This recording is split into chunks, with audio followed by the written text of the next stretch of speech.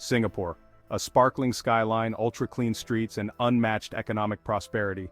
It's one of the safest, most organized cities in the world, admired globally for its efficiency, stunning architecture, and futuristic lifestyle. But dig deeper, and you'll uncover stories that don't always make the headlines. This urban paradise holds a complex web of lesser-known issues and controversies, from tight controls on expression to economic inequalities and hidden social struggles. In most countries, a free press is taken as a cornerstone of democracy. In Singapore, freedom of expression exists, but it comes with heavy strings attached. All media, from newspapers to TV to websites, are closely monitored, with strict guidelines on what can be discussed or criticized. Cross the line by sharing defamatory content or challenging the government's narrative, and you could face crippling fines, lawsuits, or even imprisonment. Singapore's global rank on the World Press Freedom Index is among the lowest for developed nations, putting it close to countries that are known for suppressing media. Journalists, both local and international, find themselves walking a tightrope between exposing truth and staying safe from legal retaliation. Social media has offered some avenues for expression, but beware. Singapore has cyber laws that enable the government to force tech companies to take down content it considers fake news or a threat to public safety. Even sharing a post that disrupts harmony could lead to an investigation. So, while you scroll through Instagram perfect shots of Marina Bay Sands, remember that the glossy facade is carefully curated. You might have heard that chewing gum is banned in Singapore, except for medicinal purposes. Yes, the city is known for its strict laws. Don't litter, don't jaywalk, don't eat or drink on public transportation, but there's more. The real shocker is Singapore's harsh penalties, which extend far beyond fines. In Singapore, drug trafficking carries an automatic death sentence. Even possessing a small amount of certain drugs can lead to the mandatory death penalty, a practice that has led to global outrage. Human rights organizations argue that this zero-tolerance approach is inhumane and violates basic rights. But the government stands firm, claiming that such measures are necessary to deter crime.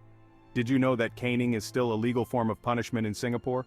For certain crimes, from theft to vandalism, offenders are struck multiple times on their bare buttocks with a rattan cane, an excruciating punishment that leaves permanent scars. Even some minor offenses, such as overstaying your visa, can land you a caning sentence, making this a terrifying reality for residents and tourists alike. While Singapore's glittering skyline was built on the backs of migrant workers, their contribution often goes unrecognized. The country relies heavily on foreign labor, particularly from South Asia and Southeast Asia, who work in construction, cleaning, and domestic help. But their reality is starkly different from the glamorous image of Singapore portrayed to the world. Many migrant workers are paid meager wages, face poor working conditions, and live in crowded dormitories on the outskirts of the city, often with 20 or more people crammed into a single room. These workers have little access to legal protection, and complaining or protesting against unfair treatment can lead to swift deportation.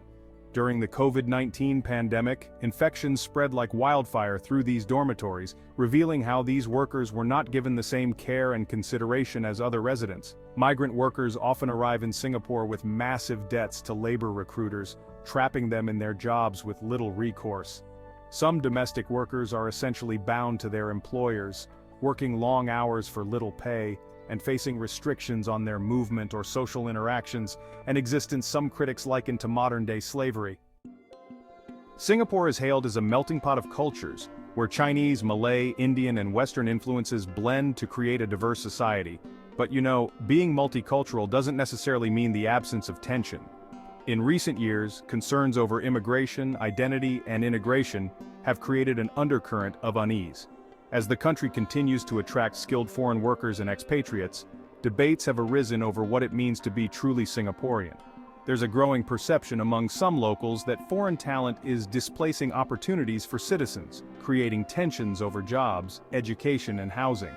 In the 2011 elections, immigration policies became a heated topic, exposing the struggles of balancing a thriving economy with social cohesion.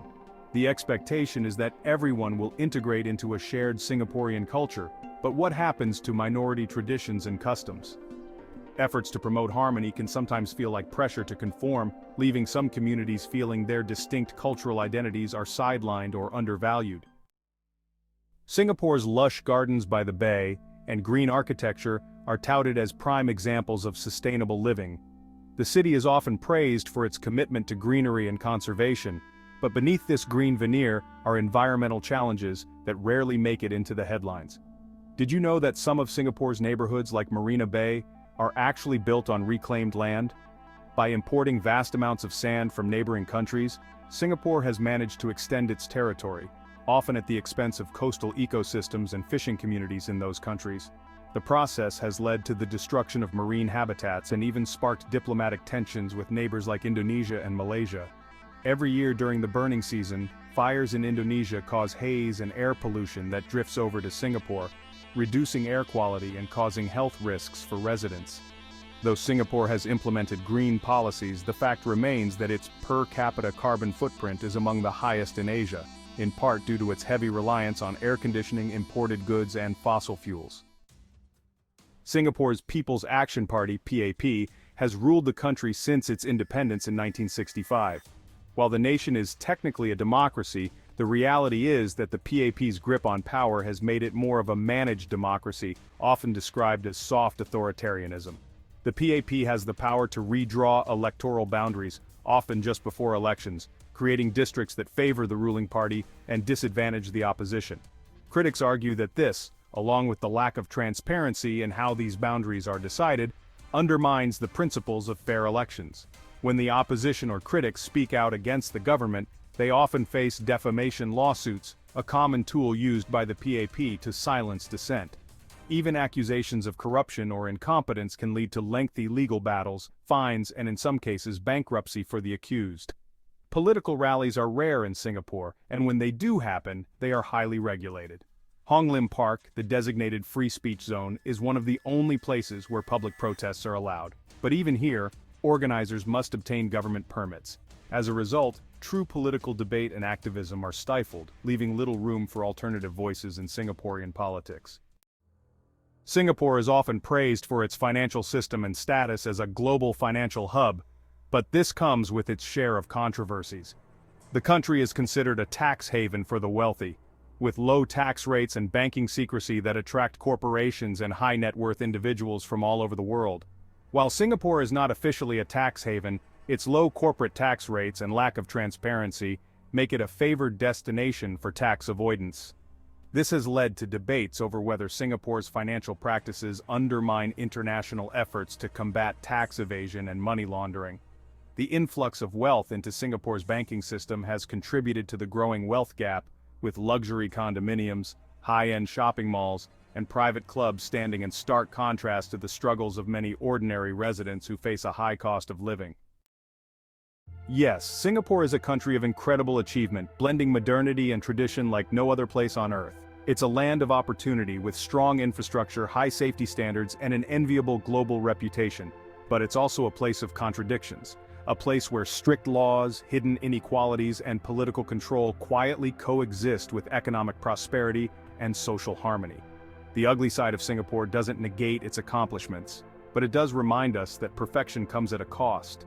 By uncovering these hidden truths, we gain a deeper understanding of what life is really like in this fascinating, multifaceted city-state, a place where not everything is as picture-perfect as it seems.